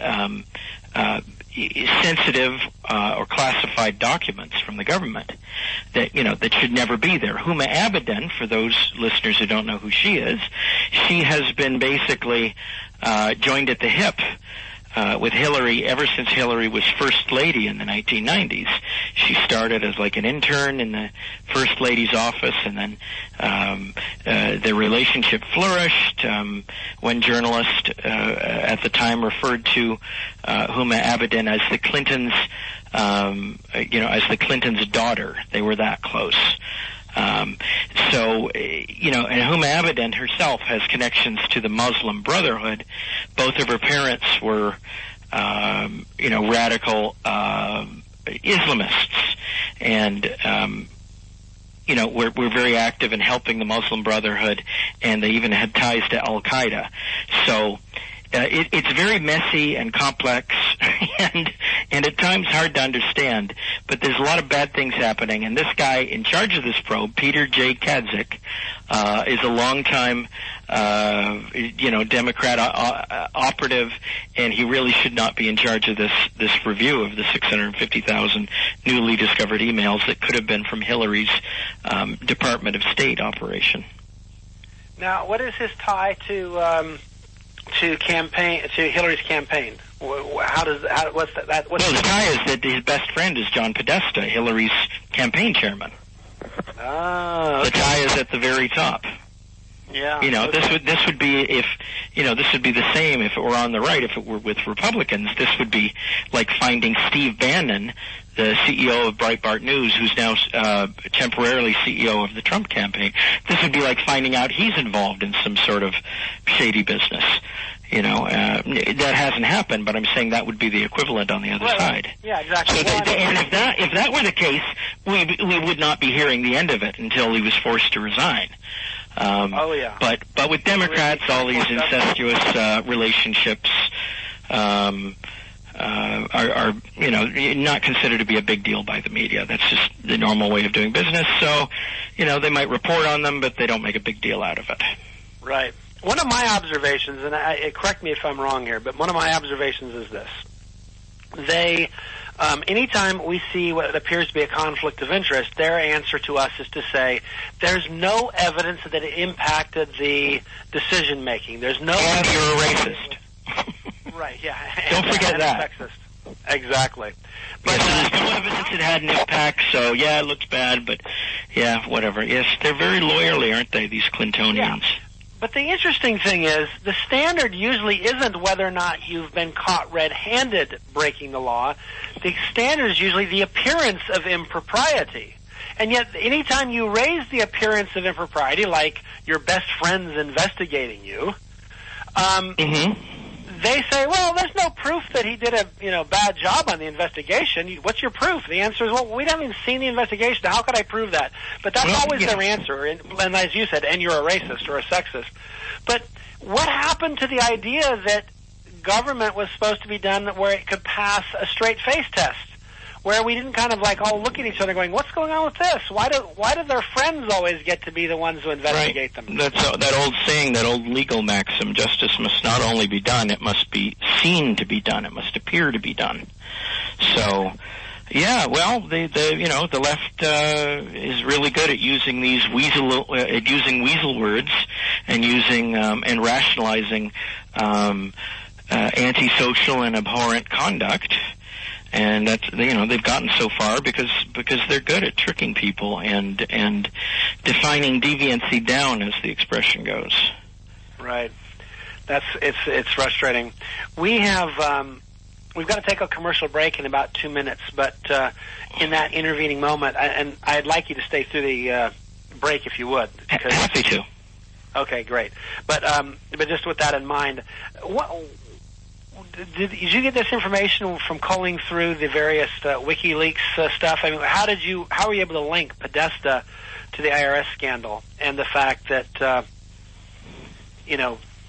Hillary's campaign chairman is knee deep in some of these sorts of targeting of conservatives?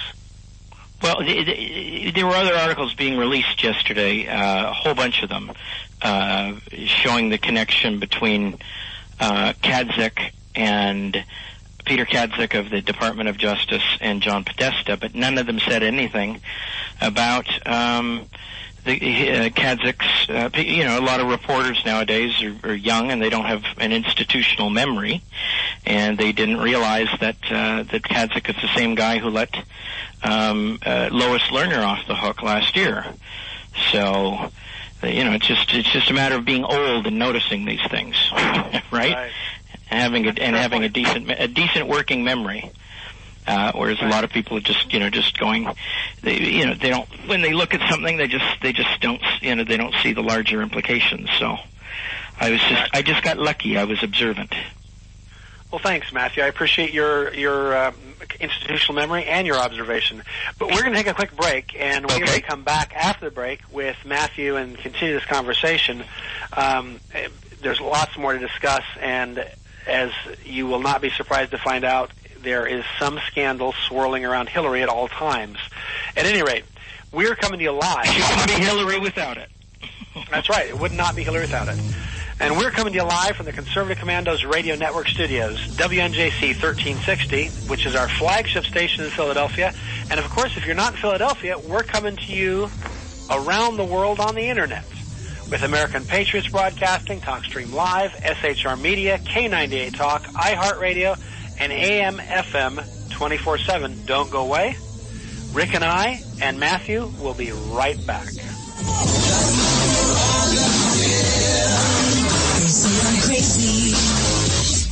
I really don't care. That's my prerogative. They say I'm nasty, but I...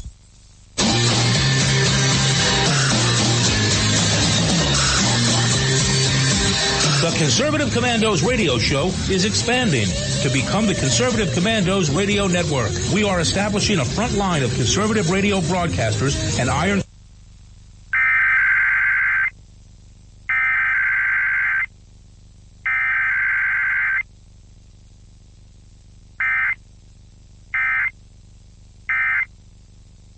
Listen to the Conservative Commandos Radio Network every weekday from 11 a.m. to 7 p.m. and Saturdays from 2 to 6 p.m. on WNJC Radio, 1360 on your AM dial, or around the world on the internet at WNJCradio.com. Check out our website, CCRSnetwork.com, for rebroadcasts and network updates. We are the Conservative Commandos Radio Network, where now even more newsmakers go to be heard.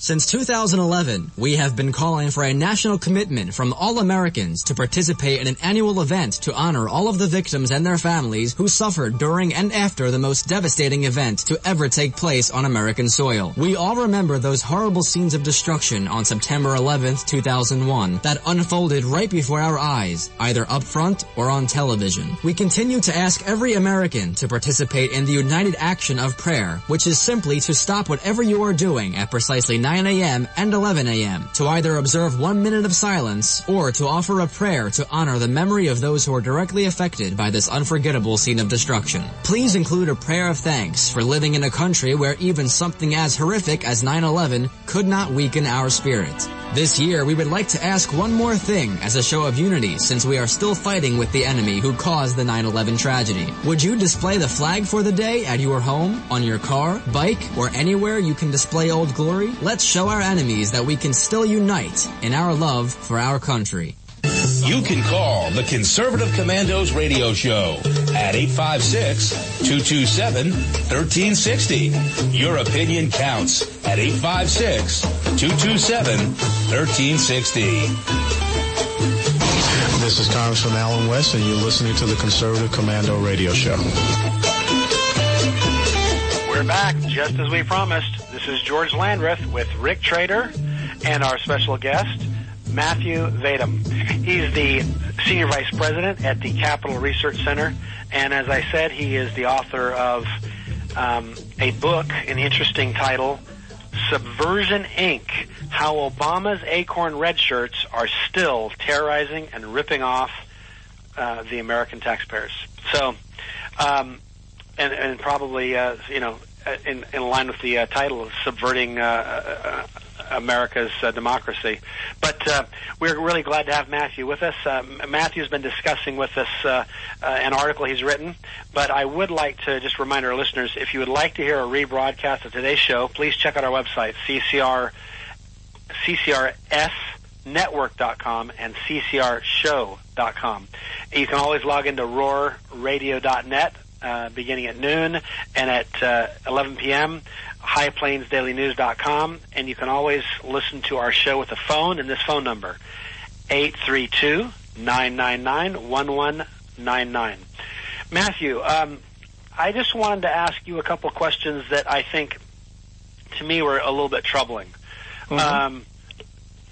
Now, the Justice Department basically took decided they were not going to do anything with Lois Lerner, so they just let her retire and collect her money and so forth. Yeah, nothing to do here. Move along. Right. Now, to an organization like mine, people can say, well, it's over, so what are you worried about? Well, the answer is, for 4 years we were targeted. It's really hard to raise money when the IRS is targeting you. People don't want to give money to somebody who's in trouble with the IRS. So our organization has struggled mightily in those 4 years, and we quite frankly have not gotten over that. And yet there'll never be a time where they will say, oh, we're really sorry we did that, and it looks like, our actions cost you this much. We'll try to make you whole. They won't do that. They won't even hold the person who did it responsible. Is this just how big government works? Well, this is how left-wingers work, at least.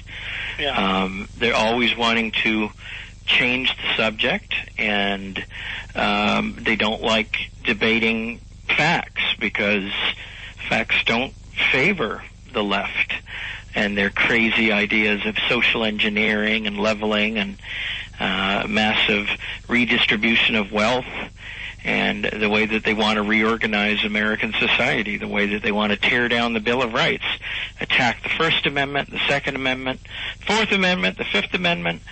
They don't believe in this ongoing experiment called America, and they want to change it. They want government to become much bigger than it is. They don't want people to be able to make their own choices as to how they wish to work and live, go about their lives, and they think they know better. That's just the way these leftists are, and left-wingers are in general, liberals and progressives. So they don't want to allow you to fail. So everybody just has to be kind of left, at the same level. It's the equal spreading of misery that they support. Yeah. Right. Now, I heard a lot of talk about this wasn't, there were mistakes made at the IRS, but they were just, kind of bungling. It wasn't a matter of BS. Take away anyone's constitutional rights. Now, I understand it. Yeah. Right. Well, and I want you to explain why that's nonsense. Because my casual observation would be bureaucratic incompetence would be equally distributed among the two parties, or both sides, the left and the right. They weren't. There were only a handful of liberal groups that whose applications for tax-exempt status. These are 501c4 nonprofits, which are a little different from 501c3 nonprofits in that they're allowed to be a bit more aggressive in terms of the in terms of what they do in terms of politics, whereas 501c3s are supposed to steer clear of most things. There were a few token left-wing groups that were thrown into the mix, probably to throw off people so they could say, oh, look, they did it to some lefties too. And this was a talking point on all the big left-wing blogs for a while, like Think Progress and Media Matters and whatever, saying, oh, it wasn't just Republicans who were victimized and conservatives. It was. The liberals are only liberal groups are only a tiny portion of this. But many conservative and Tea Party groups that wanted the legitimacy that comes, this imprimatur from the IRS, the tax exemption, to go out and raise money and try and influence the election, which 501c4s are allowed to do to an extent. And a lot of these groups on the right could not do that. And who knows, if they had been treated fairly, maybe they could have created enough of a groundswell of political activity to have prevented Obama from being reelected in 2012. He never should have been reelected in 2012. That was Republicans' race to lose, but they still managed to nominate a numbskull who found a way to lose it. Yep. Well, one of the things I think is interesting about the whole IRS scandal and in general their approach, which is to punish people who disagree with them. And I've never once said that Al Gore should be punished for disagreeing with me on climate change. I think he's wrong. I think that people should recognize that he's wrong. I think the evidence suggests that he is wrong. Yeah. But you don't want him beaten up or fined or put in jail. You're put in jail. Just for opposing you. Right, exactly. And yet they talk about this kind of stuff. You have Hillary talking about how certain websites aren't really legitimate websites. They don't really have First Amendment rights. I don't remember me saying, to me this is a very odd way of looking at the world, but basically they seem to think that people who agree with them have constitutional rights and people who don't just aren't qualified to have these rights. And I always thought that the First Amendment was for the people who held unpopular viewpoints. And nobody needs, the idea that, like Mother's Day cards need the First Amendment to protect them is kind of silly. Right. Mother's Day cards are really popular. It's speech that people tend to disagree. It's more edgy speech. It's like happy vasectomy cards that need protection. Yeah, exactly. Right. Yeah, but it's things that are less popular that need protection, and yet they want to kind of do the inverse. In other words, what they think is popular deserves protection. What they think is unpopular, what they think is right, more importantly, deserves protection in their eyes. Right. So they take sides. A lot of them are saying, like U.S. Senator Sheldon Whitehouse, Democrat, Rhode Island, has been saying that action should be taken against people who don't buy into the current global warming wisdom that that the climate is changing, that we're causing it, and that the results are going to be catastrophic if we don't have a massive crackdown on carbon emissions. Exactly. So they view that opinion. They view that holding an opinion contrary to theirs in that case is, it's not just wrong. It's heresy. It's a crime against the people of the United States, because there's no way any reasonable person could disagree with them in their view. Well, such people, when you believe you have like special access or Gnostic access to the absolute truth, undisputable truth, then there's really no limit to the extremes that you'll go to enforce that idea. Yeah, no, that's dangerous stuff. Matthew, we're up against the break, and I want to give you a chance to tell our listeners how they can follow you, and whether it's on Twitter or Facebook or on a website. Sure. Well, my personal website is MatthewVadum.com. That's MatthewVadum, MatthewVadum.com. My day job is Senior Vice President, Capital Research Center, which is capitalresearch.org. We just, we've done a soft launch, but we'll do a proper launch later of a new, really aggressive blog called bombthrowers.com. And I probably don't need to explain to you what it's about. Fair enough. I think it's implied in the name, bombthrowers.com. But I know a lot of exciting things happening here. But it doesn't mean you're joining ISIS. I do know that. No, it doesn't, and it means that I will not promote that blog if I'm anywhere near a TSA agent. Very good. Because if you mention anything having to do with explosives around a TSA agent, you get in trouble. Yeah, exactly. Well, Matthew, thanks so much for joining us today. We've appreciated having you on the show. Happy to help anytime. Absolutely. We'd love to have you again another time. Okay. We're coming to you live from the Conservative Commandos Radio Network Studios, WNJC 1360, which is our flagship station in Philadelphia. And, of course, we're coming to you from around the world on the Internet with American Patriots Broadcasting, TalkStream Live, SHR Media, K98 Talk, iHeartRadio, AMFM 24/7. Don't go away. We'll be right back.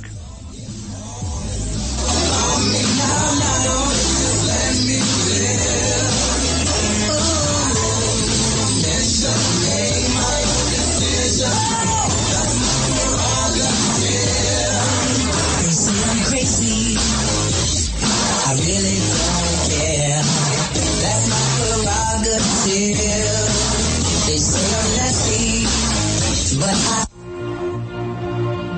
This is Rick Trader, host of the Conservative Commandos radio show. And I'm John Forsyth, owner of WNJC Radio. Fellow patriots, the Conservative Commandos radio show is for conservatives, about conservatives, and by conservatives. We are patriots who want to take our country back from the likes of Barack Obama, Harry Reid, George Soros, and Nancy Pelosi. But we can't keep up this fight without your critical support today. Can you help? Please go to www.helpccrs.com right now and make a donation by credit card or PayPal.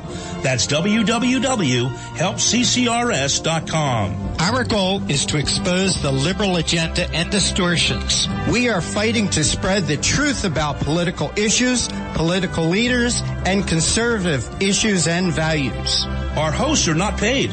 In fact, we buy our own airtime, studio time, and pay our own expenses. We created the show because we are trying to make a difference. So can you help the CCRS expose the truth in 2014 and beyond? Go to www.helpccrs.com. Help keep the Conservative Commandos radio show on the air by going to www.helpccrs.com and make a donation today to return our country to the conservative roots created by our founding fathers.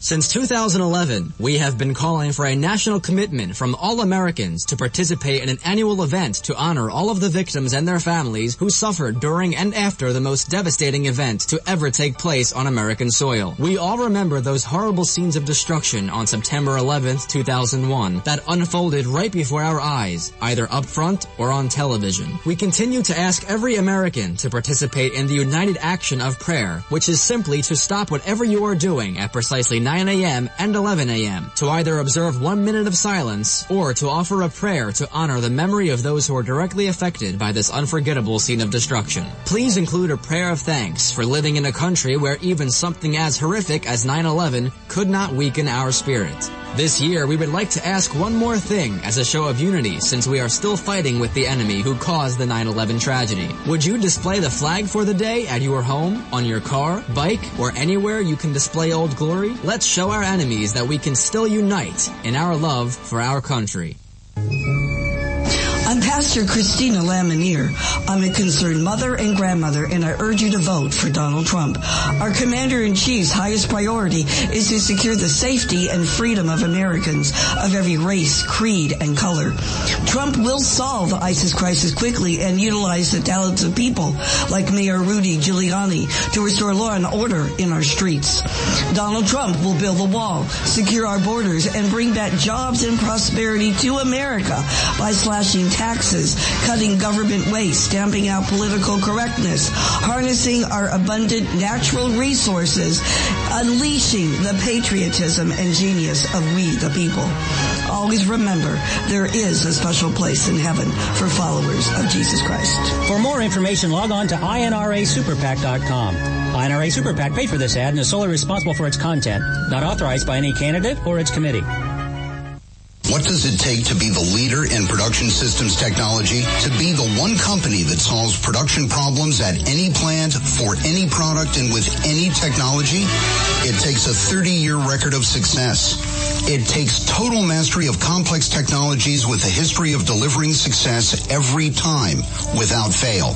Only one company can claim that high ground in manufacturing line optimization, data automation, and systems integration, and that's Philadelphia Control Systems. In factories worldwide, Philadelphia Control Systems programs, software, and engineering solutions deliver optimal performance and output flow with a record that can't be matched. Any plant, any product, any technology. Philadelphia Control Systems, the leader in production automation since 1982. 800-335-9811. PCS4automation.com. That's PCS, the number 4, automation.com. The Conservative Commandos radio show is expanding to become the Conservative Commandos Radio Network. We're establishing a front line of conservative radio broadcasters and ironclad patriots to declare war against the madness of liberalism and the Obama administration. Are you tired, as I am, about the disregard for our Constitution? Do you still have faith in the American dream? Are you looking for sensible, smart radio? If so, listen to the Conservative Commandos Radio Network every weekday from 11 a.m. to 5 p.m. on WNJC Radio 1360 a.m. or around the world on the internet at WNJCradio.com. Check out our websites, ConservativeCommandosRadioNetwork.com and CCRN.com for rebroadcasts and network updates. We are the Conservative Commandos Radio Network, where even more newsmakers go to be heard.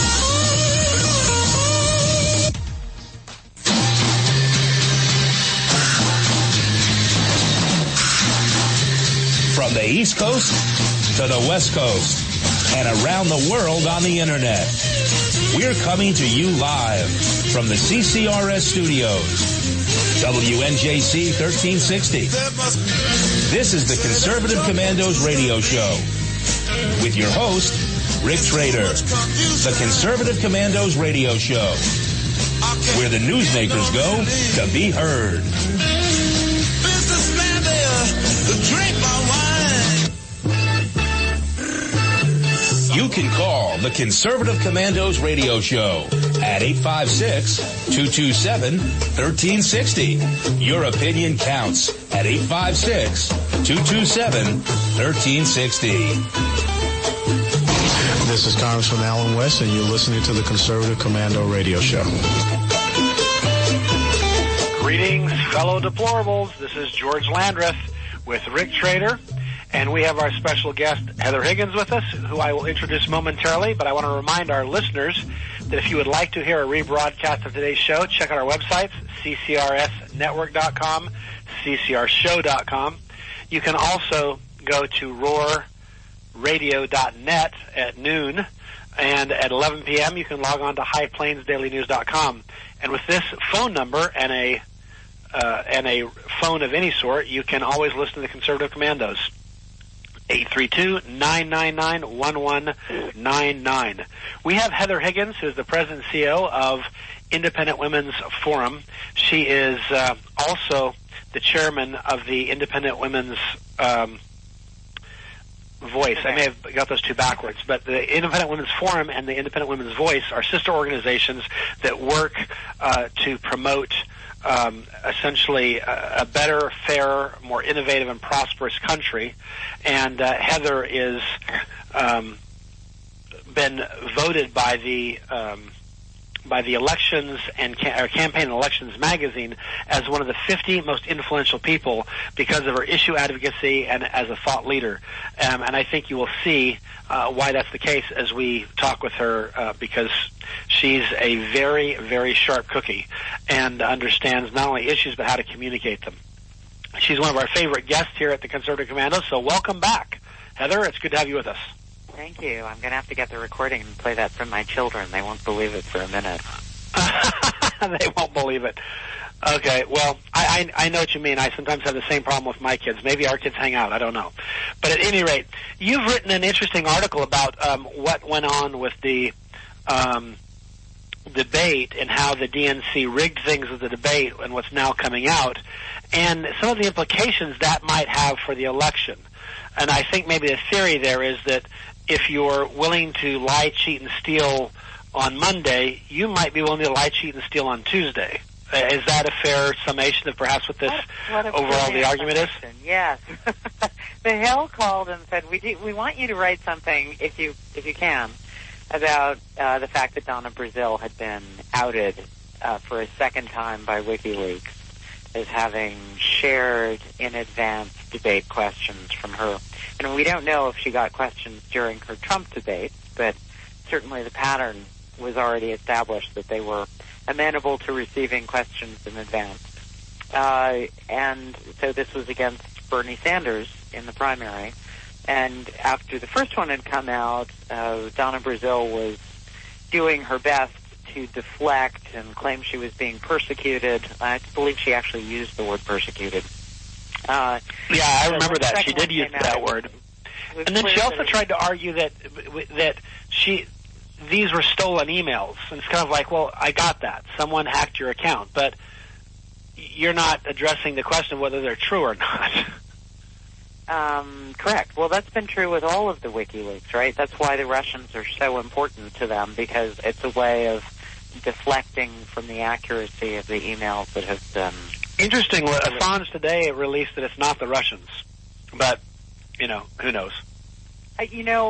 One had to assume that it's actually not the Russians, right? Because if you're the Russians and you think it's likely that Hillary's going to be the next president, which I think if you were the Russians, you would actually prefer to Donald Trump, because he's going to be building up the military and she will not. And if you look at the success that Russia has had in the last years of the Obama administration, that's all been policies that Hillary has largely agreed with. So having a continuation of Obama in office works well for them. And having Trump in office probably would not. But if they assumed that Hillary was going to be the president, wouldn't they save the most damaging stuff for when she was in office?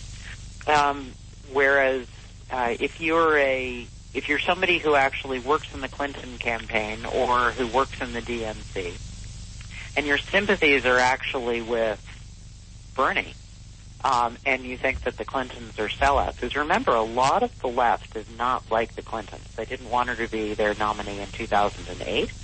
They were enthusiastic about Bernie Sanders this round. And in fact, they probably felt that they'd been seriously screwed over after the whole, not only the Debbie Wasserman Schultz episode and the rigging of the game with the superdelegates to begin with, but as I pointed out in the article, the chuckle that the DNC folks must have had for, they thought, pulling a fast one on Bernie supporters after Debbie Wasserman Schultz gets evicted, only to go to the Clinton campaign. The idea that they're cleaning house by bringing in somebody whom they had to know was, in fact, a Clinton partisan, helping her beat Bernie Sanders in these primary debates. If you're a Bernie supporter, you're through the roof livid with the DNC, where you expected that your vote counted for as much as another Democrat who happened to favor Hillary Clinton, and you find out that you don't. You know, Heather, the fact that it's the Russians that it reminds me so much of Benghazi was caused by a video.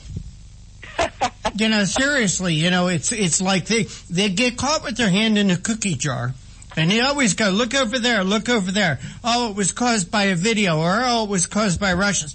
They don't want to talk about what actually happened. The fact that there are 4 dead Americans, or the fact that these emails have now come forward with all this damaging information.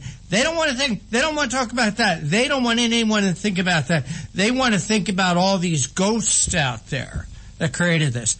But you know, Heather, when it comes to Donna Brazil, you know, the fact that when Debbie Wasserman Schultz was forced to resign and Donna got the job, I always want to know because she was a Hillary hack as it was, what has she been promised? I think that's true for many of them. And I think where the promises have to be even greater are the fact that you've seen Elizabeth Warren now sucking up, and Bernie Sanders, who had been so critical of Hillary, coming on board. Clearly they've been promised whether it's positions that they wanted or legislation that they wanted, something. Of course, there's trading going on. It's probably jobs more than anything, I'm thinking. Yeah. Hey, Heather, we got to take a break. Could you hold on for just 2 minutes for us? Sure. Please, while we do a little business here, we want to bring you back and continue our interview. But our guest this segment is Heather Higgins. She's the president and CEO of the Independent Women's Forums, one of my favorite groups. But you are listening to the Conservative Commandos radio show with George Landreth and Rick Trader, coming to you from the studios of WNJC 1360 AM in Philadelphia and the Conservative Commandos radio show, and around the world on the internet with American Patriots Broadcasting, TalkStream Live, SHR Media, K98 Talk, iHeartRadio, AM, FM 24/7. We're talking about if Dems rig a debate for Clinton, what won't they do to win? Just about anything. We'll be right back. I really don't care. That's my prerogative. They say I'm nasty, but I...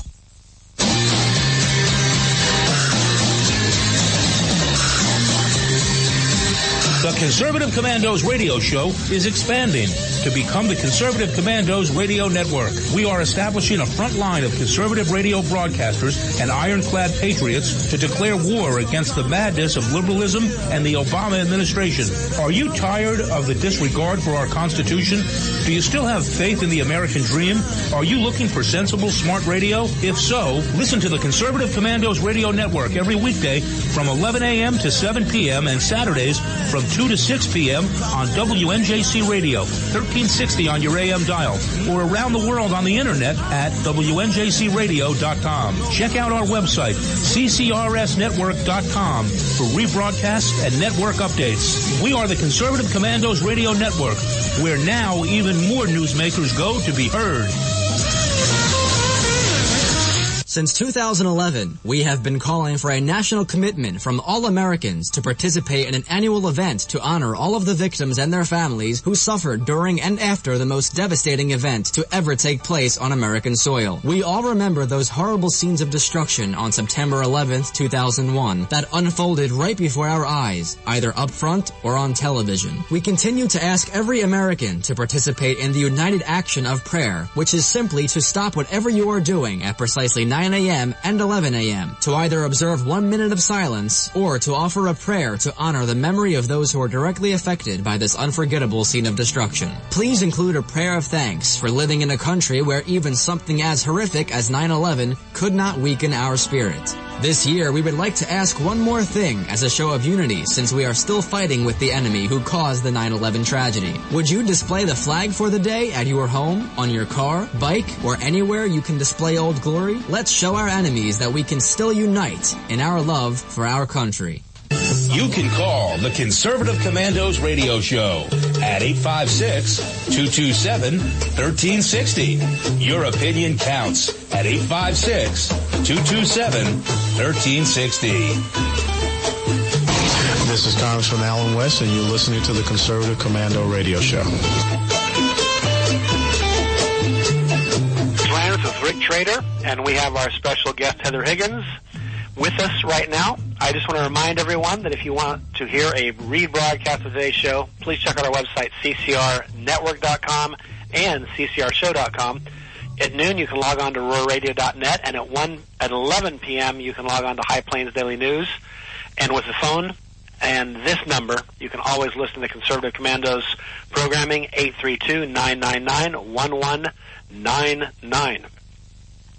Heather, I'll just do a real quick intro of you, but just so that anyone who's joining us in the interim will know, who you are, and if your children are tuning in, then they can pay attention this time. But this one will be the executive summary.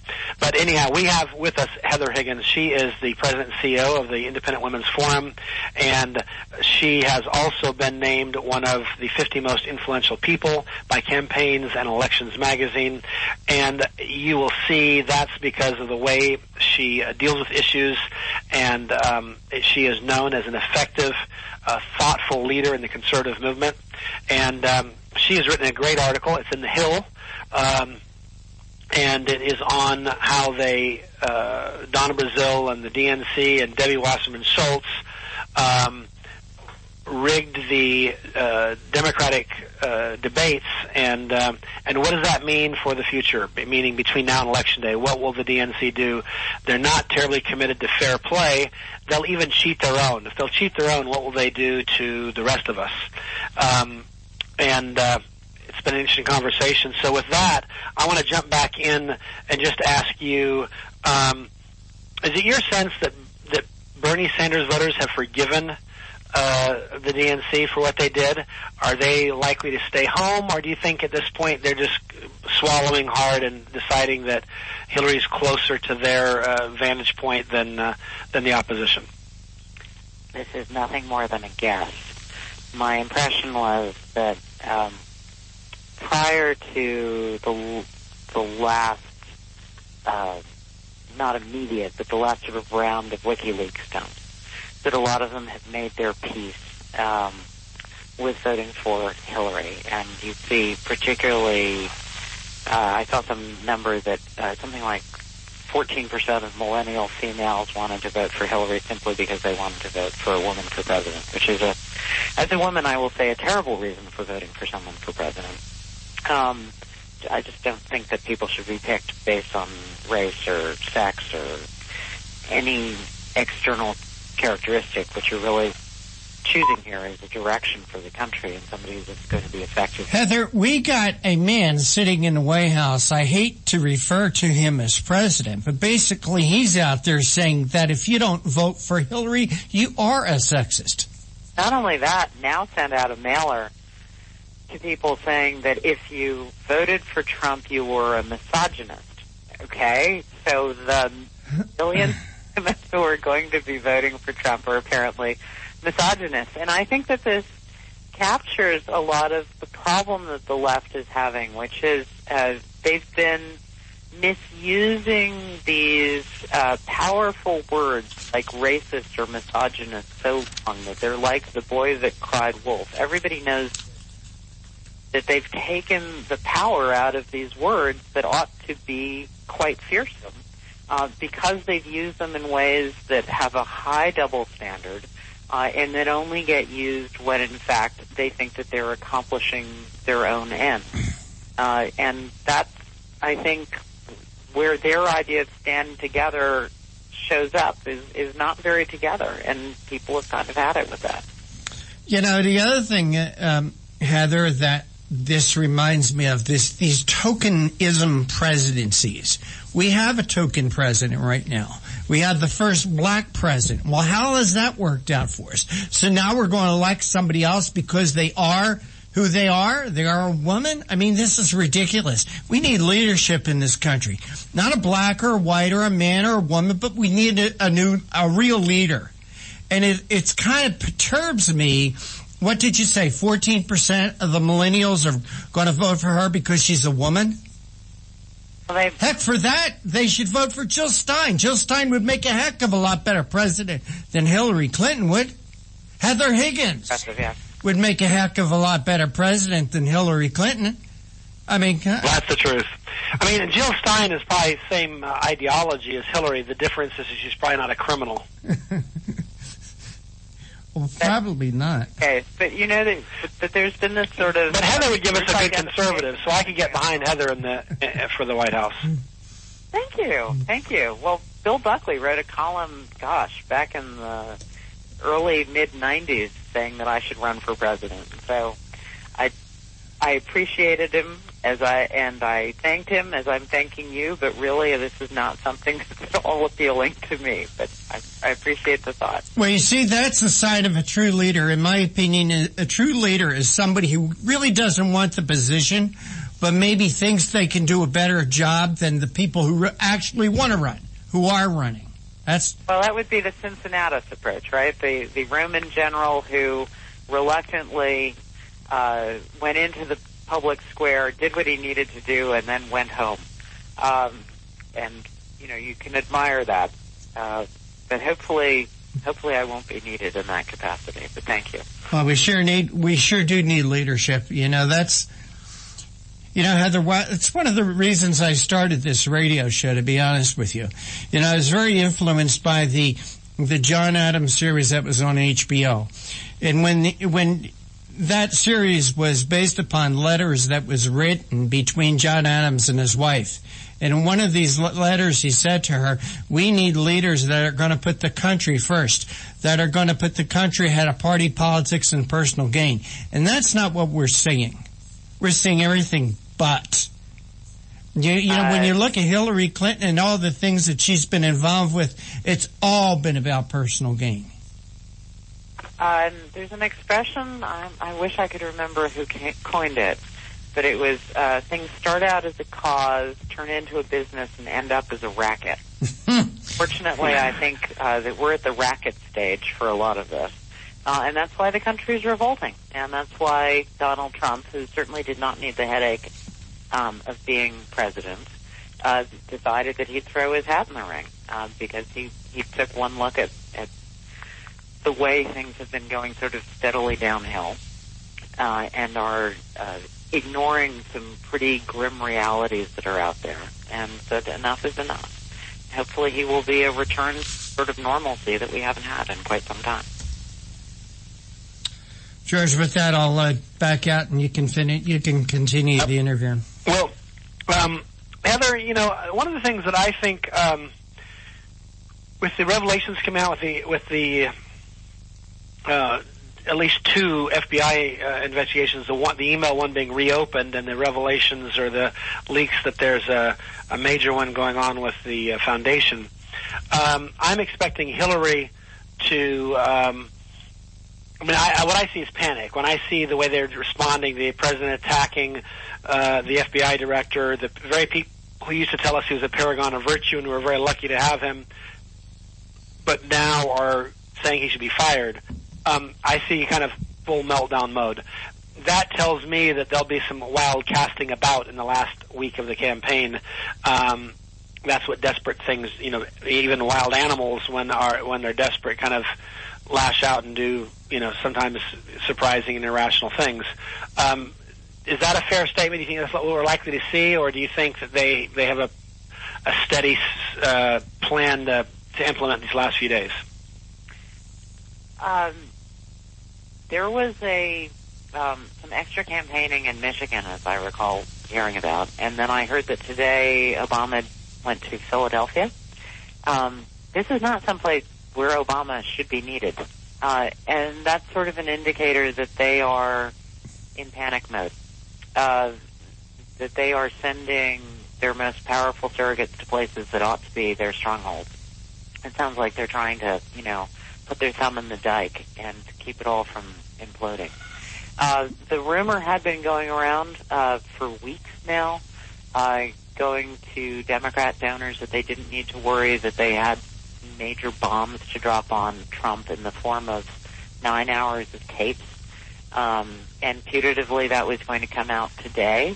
So I don't know if that's still looming out there or if that was just a rumor being repeated often enough that it got currency and I heard it from multiple directions. But I'm not sure that even if they had something like that if they deploy it this late, that it will work anymore. The American public has gotten a lot more cynical about politics and the media than they had been. And I think the first thought would be if something happens that you waited this long and this late to tells us that you think that this is really flimsy and wouldn't hold up to scrutiny if we had enough time. And I suspect that the outcome then would be a lot like the Cubs-Indians game last night, which will be that it would be much closer and down to the wire, but Trump would still prevail. So we will see. Interesting. Well, I know that we are up against the clock, and I want to give you a chance to tell folks where they can get information to follow your work, make sure they're up on what the Independent Women's Forum is doing, all those kinds of things, just because I know that our listeners will be benefited by knowing where they can see what you're up to. Sure. There are two different organizations. Independent Women's Forum is our educational arm, and that's IWF.org, and that's ably run by Sabrina Schaefer and Carrie Lucas.